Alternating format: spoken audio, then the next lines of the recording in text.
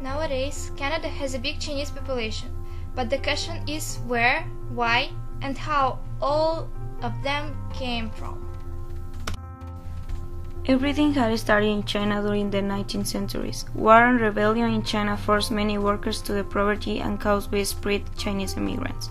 Historically, the majority of immigrants came from the four districts in the Pearl River Delta of Guangdong province.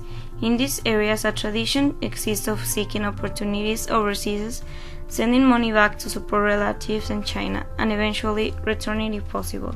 Chinese were assigned to work in the most dangerous work, such as the Canadian Pacific Railway. They were considered as a cheap labor, so Canadians paid them less. Workers usually received less than 50% of what white people were paid for the same work, but they still needed to pay for their necessities such as food and camping. Because the families in China needed money, the most of the people coming to work were men. In 1920s, out of a total Chinese population of 46,000, only 3.5 were women.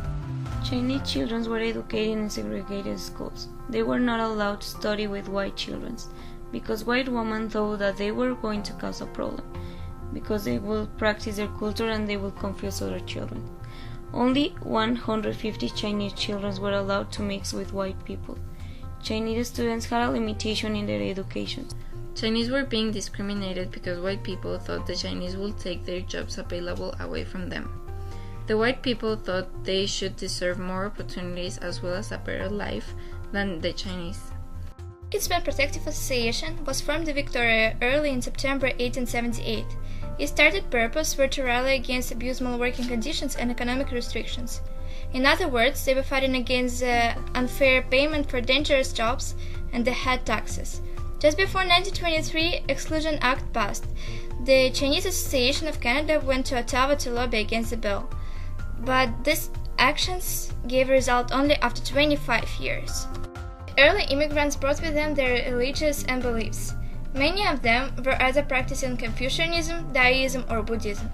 They were building the temples, and one of the most known one is Tang Gong Temple in Victoria. Nevertheless, some radical anti-religious activists destroyed the temple, but an anonymous believer secretly moved the statue and continued to worship the deity in his home, save the statue of the Goddess of Mercy. However, the religion was commonly expressed in private, which afterwards caused losing of their beliefs. Consequently, toward 1920s, more than 60% of the Chinese population had no religious attachment, and that caused many of them turning into Christians or Protestants. At the beginning, when BC entered Confederation in 1871, the next year the Legislative Assembly decided to create an act of disenfranchisement to Indians and Chinese people, and they took away the right of voting. Chinese people won the right of voting in 1947. By the 50s, Chinese people that had connections with members of the government had the right of expressing their doubts. Later, Chinese were more involved with the help of the Liberal Party that supported their culture and their doubts.